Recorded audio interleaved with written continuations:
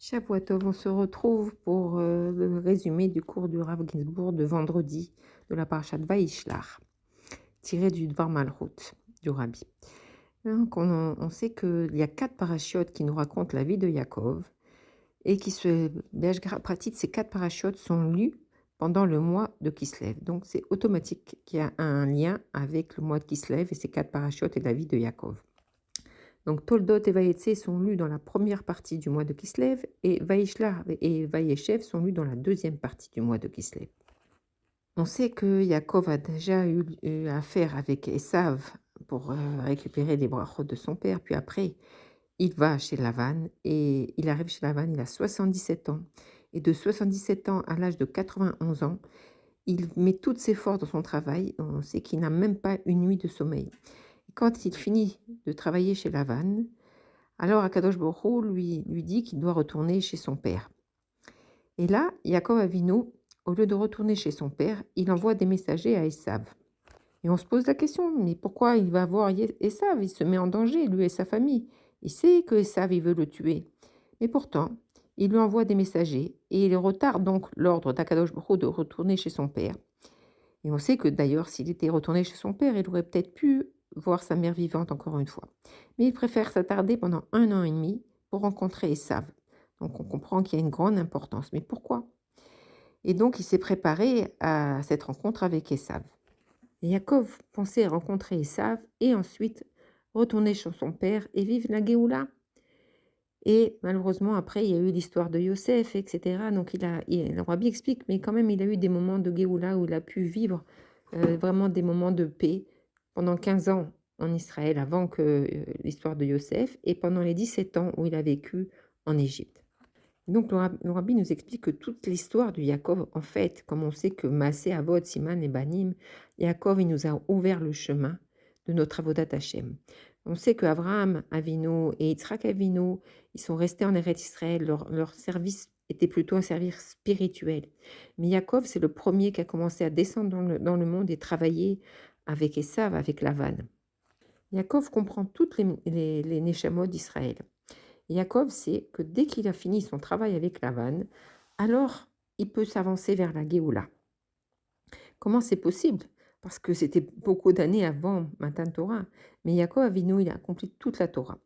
Tout son travail avec Lavan, comme par exemple les bâtons dans l'eau, c'était pour attirer la divinité, c'était les prémices de la mitzvah de Tfilin. Et tous ces actes étaient, même avec les moutons, etc., on ne va pas rentrer dans tous les détails, c'était un service divin basé sur la Torah, bien entendu. Akadosh Baruch Hu a créé un monde obscur et nous a donné la mission de décanter ce monde, ce qu'on appelle l'avodat Abeorim. Une fois que ce travail est terminé, alors on sait qu'on avance vers la Géoula.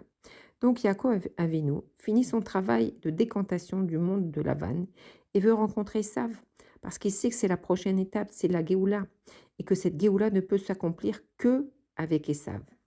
Oui, c'est très surprenant de dire que la Géoula ne peut s'accomplir qu'avec Esav, mais pourtant c'est le Hémed. Et donc Yaakov veut revenir en Eretz Israël, mais il veut revenir avec Esav pour fêter la Géoula. Il n'a pas peur de Esav, car lui il est prêt à la Géoula, donc il pense que Esav aussi est prêt à la Géoula. Mais les émissaires qu'il a envoyés au devant d'Esav reviennent et lui dire, tu sais, ton frère, il n'est pas vraiment dans l'esprit dans lequel tu penses. Il s'avance vers toi avec 400 guerriers pour te faire la guerre. Et donc, Yaakov ne va pas changer son action. Il va juste se préparer. Si Esav vient pour se confronter à lui, donc il va se préparer. Il va préparer un cadeau, il va prier à Kadosh Baruch Hu, il va se préparer pour la guerre. Mais il continue dans son travail vers la Géoula. Il aurait pu penser, si Esav n'est pas prêt, c'est que le travail n'est pas fini, donc j'ai pas besoin de le rencontrer. Mais non, il continue quand même. Il est entier dans sa volonté d'amener la Géoula et il va jusqu'au bout. Il comprend que ça va prendre du temps, mais il continue son chemin. Dans le monde spirituel, il a fait le travail de décantation, mais ce travail de décantation n'est pas descendu dans le monde concret, dans le monde d'en bas. Mais en fait, qui c'est qui peut briser Esav? Qui c'est qui peut terminer le travail de Esav? Eh bien, on l'apprend de notre Haftara de cette semaine, où on a la prophétie du Navi Ovadia. Ovadia, c'est un Navi qui descend de Édom. Il s'est converti. C'était vraiment un descendant de Esav, mais il s'est converti jusqu'à devenir un prophète d'Israël. Veaya Bet Yaakov Esh Vebet Yosef Leava.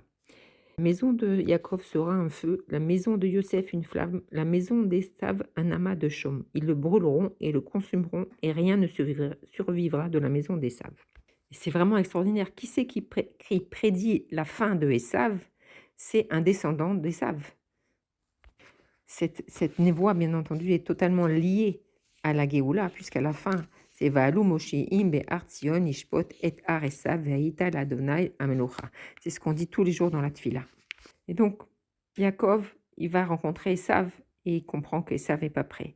Ensuite, on a Ovadia qui descend lui-même de Esav et qui fait cette prophétie, mais rien ne s'est passé encore à son époque. Il fallait attendre encore très très longtemps. Mais son message est très très important parce qu'il nous permet de comprendre qu'est-ce qui doit se passer dans la Géoula. Si on essaye de réfléchir, quelle différence entre le feu de Yaakov et la flamme de Yosef? En fait, le feu et la flamme, c'est la même chose, c'est du feu. Mais le feu, c'est général, tandis que la flamme, elle est précise, elle arrive à l'endroit précis. Et quand elle arrive et qu'elle rencontre la paille, alors ça devient un grand feu, c'est quelque chose, ça va prendre de l'ampleur, ça va être... En fait, la paille, elle représente le mensonge, c'est comme du vent. Comme d'ailleurs, on sait que Esav avait trompé son père, Yitzhak, avec plusieurs histoires, comment prélever le sel, etc., et d'autres histoires comme ça. Et ça, c'est le mensonge. Yaakov, c'est Midat Haemet, c'est deux tempéraments complètement opposés qui ne peuvent jamais se rencontrer. Et c'est quoi l'importance de Yosef? Pourquoi Yosef intervient dans cette histoire? Yosef fait partie des 12 tribus, mais il fait pas partie des 3 Avot, mais il est quand même supérieur à tous ses 11 frères, puisqu'on voit qu'il vient du monde d'Atsilot, et on voit que d'ailleurs ses 11 frères vont se prosterner devant lui. Yosef a la force de prendre le émet de son père, le feu de son père, et de le diriger, de le descendre, de l'amener exactement dans la paille de Esav. C'est ça la Léava, la flamme. Et quand cette flamme rencontre la paille de Esav, alors Esav brûle. Heureusement, depuis cette prophétie, il y a eu beaucoup de temps, beaucoup de souffrances et beaucoup d'horreurs qui sont arrivées dans le Ham Israël. Mais cette névoie, elle se réalise, Bezrat Hashem. Donc, qu'est-ce qu'on doit comprendre de ce Dvar Malchut du Rabbi il y a 33 ans? Pourquoi Esav est tellement important pour la Géoula? Que se passe-t-il quand la flamme rencontre la paille? On voit que la paille, elle va brûler, mais la flamme, elle grandit. Donc la paille, elle va s'unifier avec la flamme et ça devient une seule chose. Et là, la décantation, elle sera parfaite. La deuxième chose, c'est où on en est aujourd'hui de tout du travail de Yaakov, cette prophétie de Ovadia. On doit comprendre que tout le secret de la Géoula dépend de Esav, car Yaakov et Esav sont deux dimensions élevées qui sont liées à des niveaux spirituels différents. Esav, il vient du monde de Tohu et Yaakov, il vient du monde de Tikkun. Dans le Seder du monde, dans Ishtal Shelut, c'est d'abord le monde de Tohu. C'est quoi ce monde de Tohu? C'est un monde avec des lumières très très très fortes, très très fortes. Ensuite vient le monde de Tikkun, qui a des lumières plus petites, mais il a des réceptacles pour contenir ces lumières. Et donc, quand on comprend tous ces niveaux-là, on comprend que Yitzhak, il voulait bénir son fils Esav, et pas Yaakov, parce qu'il voulait la Géoula. Il savait que ces lumières de Tohu, c'est avec ces lumières de Tohu qu'on pouvait recevoir la Géoula. Il savait le niveau de Yaakov, son limoud, sa conduite. Yaakov lui a amené beaucoup de nachat, mais c'est pas avec lui que la Géoula pouvait arriver. Donc, tout le but de Yitzhak, c'était aussi d'amener la Géoula. Donc, il voulait que le monde y soit réparé, que ce monde de Tohu il soit réparé. C'est quoi ce monde de Tohu? On sait que Akadosh Baruch Hu, il a créé ce premier monde avec toutes ces lumières, mais ces lumières, elles n'ont pas de réceptacle. Et ce qu'on appelle la brisure des réceptacles, le monde s'est explosé et toutes les lumières sont tombées dans le monde. Et où elles sont parties où ces lumières? C'est le monde des clipotes, Citrara, l'autre côté qui les a récupérées. C'est-à-dire ce sont les entités les plus basses. D'un coup, elles ont reçu des forces extraordinaires provenant de ces étincelles qu'elles avaient capturées. Si on pouvait imaginer, c'est comme une bande de brigands qui sont tombés sur les trésors du roi. C'est énorme, c'est des lumières énormes. Mais pour notre mazal, cette citra ne veut pas utiliser pleinement ces étincelles. Pourquoi? Parce qu'elles n'ont pas les kélim, justement, elles n'ont pas les réceptacles pour les contenir. Donc, elles sont obligées de les utiliser d'une manière détournée, d'une manière indirecte. Donc, tout le but de la Géoula, la Maou de la Géoula, c'est de justement récupérer toutes ces étincelles, de les rentrer dans le réceptacle pour les réparer, et comme ça, elles vont réintégrer la Gdoucha. Tant qu'il n'y a pas cela, il n'y a pas de Géoula. Et à ce moment-là, il y aura la réparation de tout ce monde-là. Et la lumière d'Hachem pourra briller même en bas avec toute sa force. C'est ça la Géoula.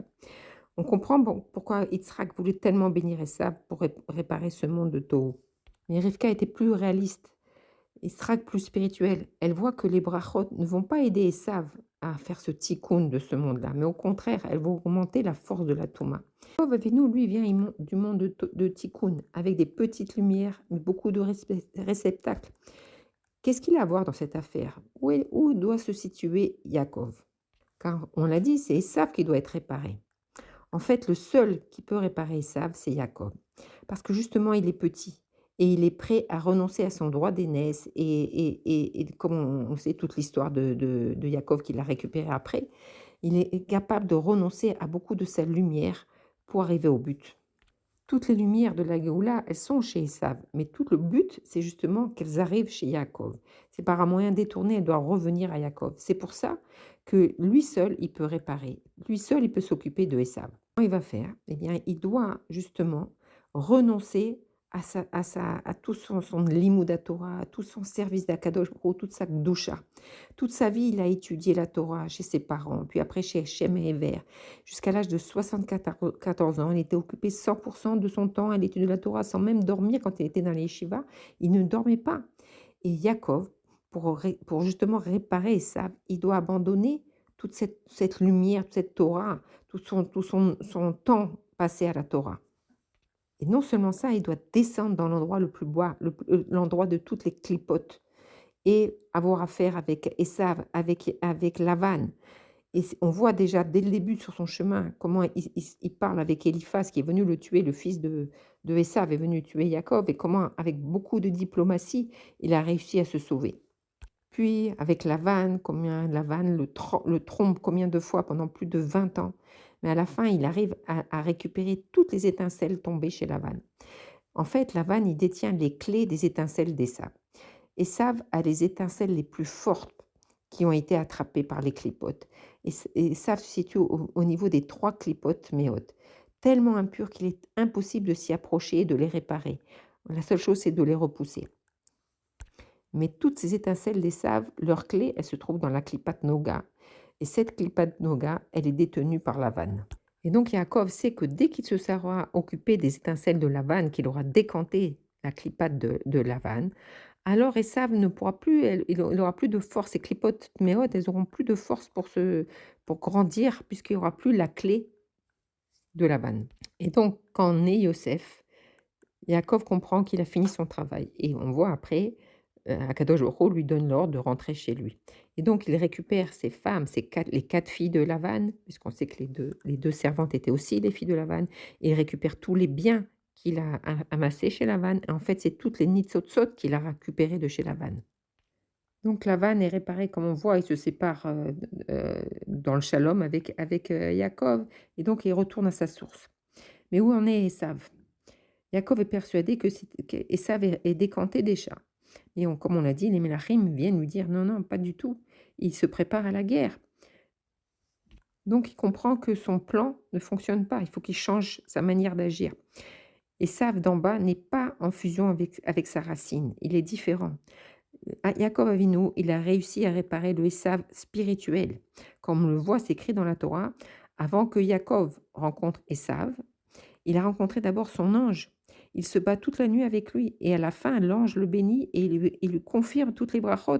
Donc on voit que l'ange spirituel d'Esav, il accorde toutes les brachot à Yaakov. Donc on voit que son ange, la racine de la neshama d'Esav, elle est réparée. Mais le problème, c'est qu'il y a une grande différence entre Esav spirituel et le Esav tel qu'il est dans ce monde-là. Et donc, Yaakov, il est obligé de changer sa stratégie. Mais il ne change pas sa direction, il n'abandonne pas son combat. Il comprend qu'il faut se préparer à cette rencontre. Et donc, c'est pour ça qu'il prie à Kadosh Baruch Hu, il prépare les cadeaux, il se prépare à la guerre. Il prie même à Kadosh Baruch Hu pour qu'il le sauve. Et Akadosh Baruch Hu lui répond à sa demande. Yaakov est prêt à la Géoula et il va jusqu'à la fin. Il ne se laisse pas du tout impressionner par Esav. Comme on le voit, même s'il envoie les cadeaux, dans ces cadeaux, on voit même une allusion. On voit qu'il envoie des animaux. Et ces animaux, c'est des animaux qui ne sont pas cachers. Mais on sait que les Hatid Lavo, on pourra offrir ces animaux-là en corban. En fait, la racine de tous ces animaux se trouve dans le monde de Tohu. Donc c'est aussi une référence, c'est-à-dire qu'il veut réparer, il veut montrer qu'il est prêt à réparer ce monde de Tohu. En fait, Yaakov dit à Esav, par ces cadeaux qu'il lui envoie, on avance vers la Géoula. Donc je t'envoie des corbanotes liés à la Géoula, au monde de Tohu. Même si Esav vient pour le tuer, Yaakov continue dans son chemin de Hémet. Et grâce à cette conduite, il va finir par faire tomber Esav. Ensuite, Yaakov, il promet à Esav de venir à Séhir, c'est-à-dire conquérir le domaine de Séhir. Il lui dit, retourne chez toi, je te promets que je vais t'amener la Géoula jusqu'à chez toi. Bien que Yaakov aurait dû être déprimé, car il était sûr de la Géoula et que la réalité est totalement contraire, mais il reste sur son chemin, il n'abandonne pas, il va continuer. Et donc le message de Yaakov, c'est de nous dire que même si toi tu as fait tout pour la Géoula et que malheureusement elle n'est pas encore arrivée, la réalité n'est pas encore, ne révèle pas cette Géoula, alors toi tu dois continuer ton travail. Et comment ce travail doit se faire? De deux manières. Face à la réalité du monde, tu dois te comporter dans le monde. S'il y a une guerre, préparer à la guerre, il faut être réaliste, il ne faut pas vivre dans le monde parallèle. Mais en fond de toi, et face à Hachem, tu dois vivre une vie de Géoula. Et Béhémet, Yaakov s'est assis Béchalva avant Yosef et en Égypte. Après cette histoire de Yaakov, après presque 1000 ans, il y a eu cette prophétie du Navi Ovadia, que lui, il annonce que tout dépend de Yosef, de la flamme.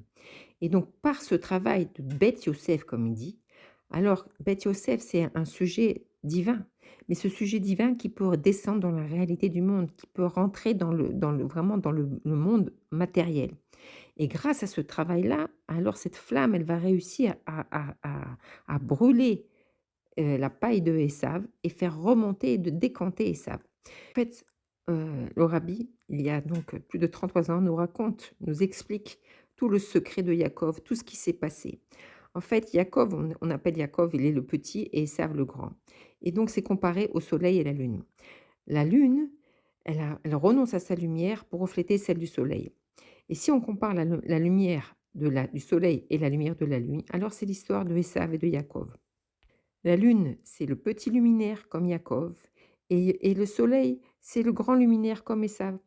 Pendant la galoute, Yaakov Avinu, il est comme la lune. Il renonce à sa lumière, la lumière de la lune dans la nuit sombre.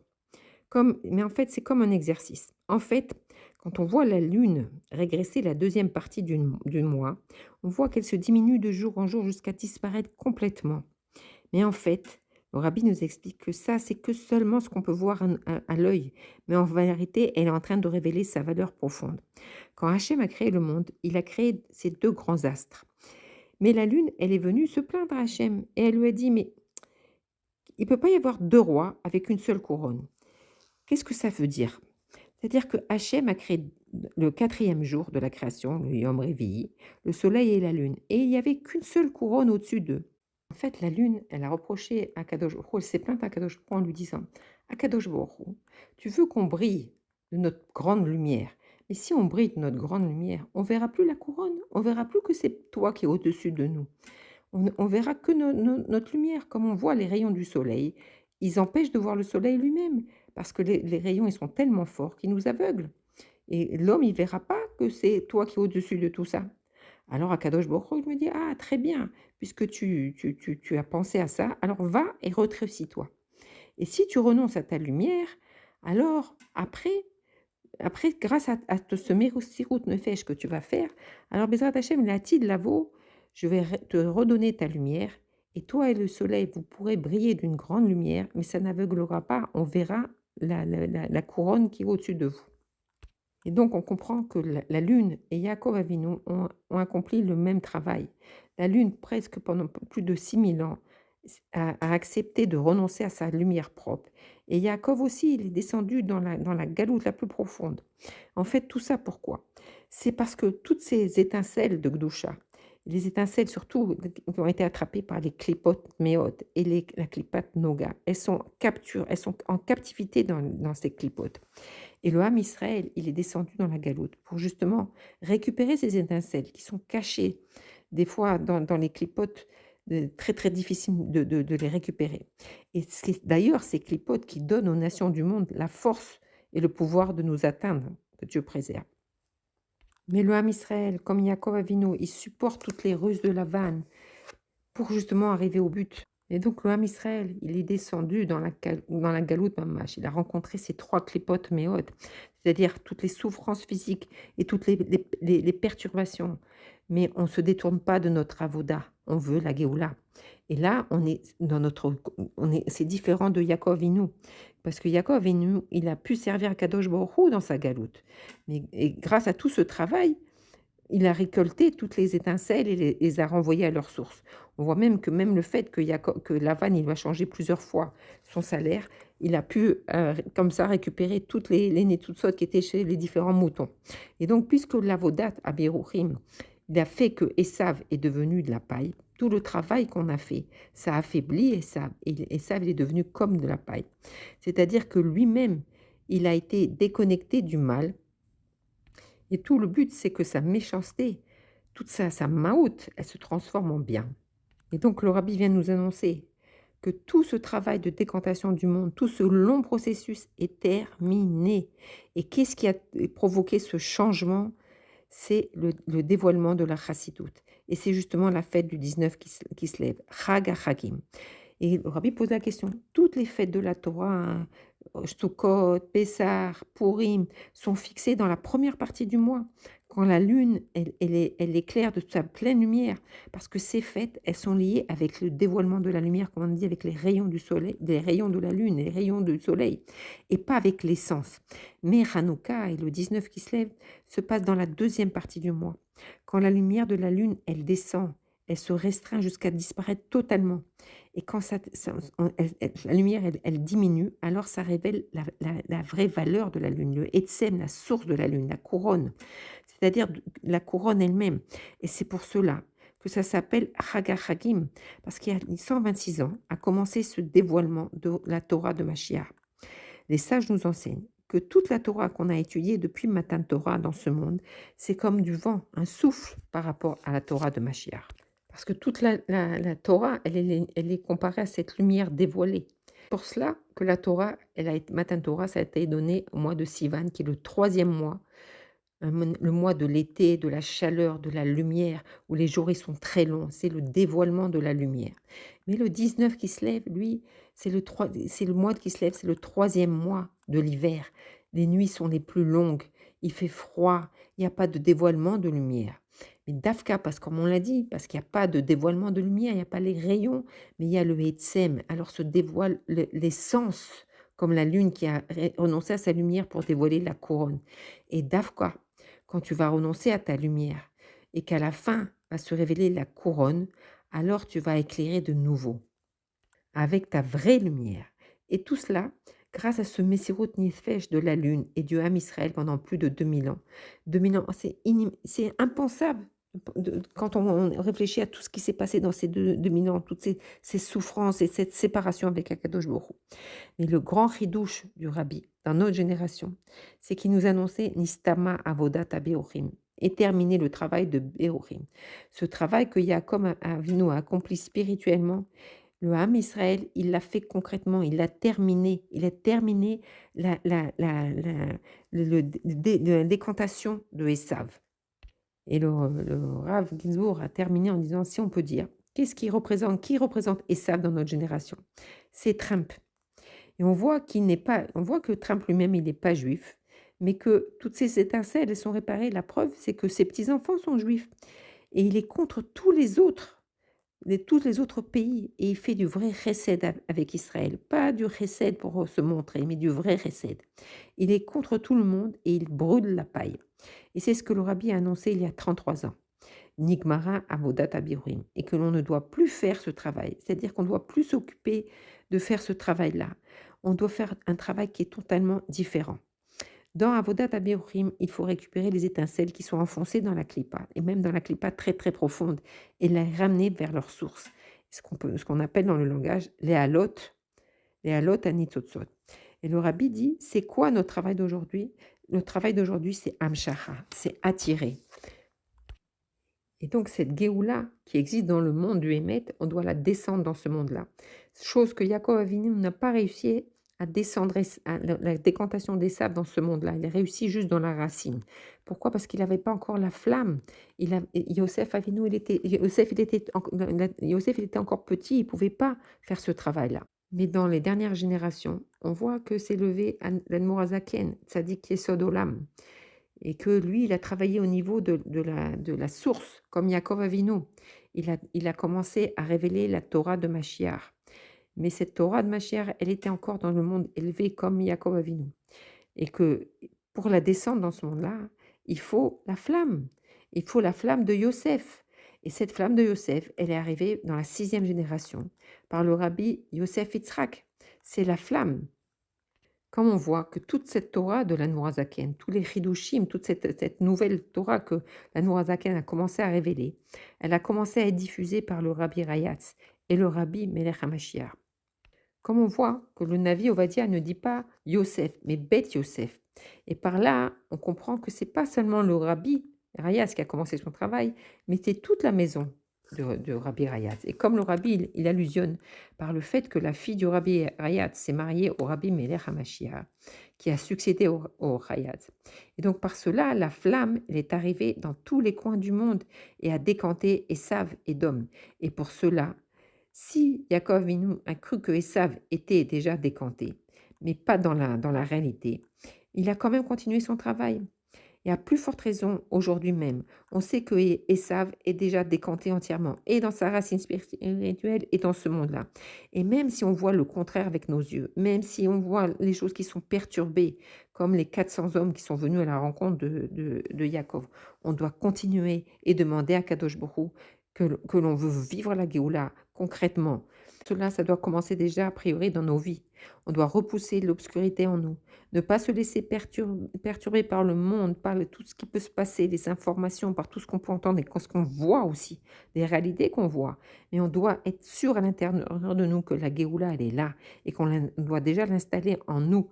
Dans chaque chose qu'on fait, sentir la Géoula. Et une fois que nous, on est déjà relié à cette Géoula, alors on va pouvoir influencer sa maison, son entourage. Alors le Rav Ginsburg a dit quelque chose de très très fort. Il a dit, si on avait interrogé les gens à l'époque de la Megillat Esther, à chaque instant, puisque la Megillat Esther, elle a duré beaucoup d'années, ils auraient pas su expliquer ce qui se passait. Ils ont vécu beaucoup de souffrance. Mais après coup, quand on relit tous les événements, les uns avec les autres, et qu'on prend du recul, alors on voit la Megillat Esther, on voit tous les nissim qu'il y a eu. Et c'est exactement ce qui se passe avec nous. J'ai raconté l'histoire de ces 33 ans, depuis que le rabbi a annoncé que Esav est déjà décanté. Combien de pièges, combien de miracles on a pu voir, et notamment récemment avec l'histoire de la Syrie. On ne se rend pas compte des miracles qu'on est en train de vivre. Alors c'est cette prise de conscience qui est importante pour pouvoir vivre la Géoula justement. Alors concrètement, qu'est-ce qu'on doit faire? Jeudi soir prochain, c'est le 19 qui se lève. Et la force du 19 qui se lève, c'est quoi? Dans chaque fête, il y a un sujet. Matan Torah, c'est l'étude de la Torah. Sukkot, c'est la Souka. Alors, c'est quoi le sujet du 19 qui se lève? C'est la Hidvadut. La Hidvadut, c'est avec ça qu'on peut vivre et ressentir le 19 qui se lève. Pourquoi? Parce que le 19 qui se lève, Yutet qui se lève, c'est le début de la Géoula. C'est les prémices de la Géoula. Et dans notre génération, c'est vraiment la Géoula. Et qu'est-ce que c'est la Géoula? C'est unir le Gashmi et le Rouhani. C'est tout le sujet. C'est-à-dire, quand on s'assoit dans une Hidva d'août, alors en même temps on écoute des livrets Torah et en même temps on mange, on unit le matériel et le spirituel. Et c'est ça vivre la Géoula, c'est vraiment être dans cette ambiance-là où il y a des chants, où il y a une ambiance extraordinaire de Havat Israël. Et donc le rabbi demande que dans chaque coin du monde se tienne une Hidva d'août et que cette année, puisque c'est à proximité de Shabbat, donc même Shabbat, on a la possibilité très facilement à chaque repas de transformer chaque repas en Hidvadut. Et donc Bezrat Hashem, tous ces nissim, ils vont transformer et que la paille elle va brûler d'un coup. Et le seul chemin d'amener la Géoula, c'est de vivre dans sa vie la Géoula et de profiter et de remercier Akadosh Baruch Hu pour tous les nissim, grands et petits qu'on vit et qui nous fait. Bezrat Hashem, on va se retrouver tous ensemble au Beth Amikdash aujourd'hui même, avant même Yotet qui se lève. Chag Sameach. Tiva vechatima tova, leshana tova, bedarkei החסידות, בלימוד החסידות, יחי אדוננו מורנו ורבנו מלך המשיח לעולם ועד.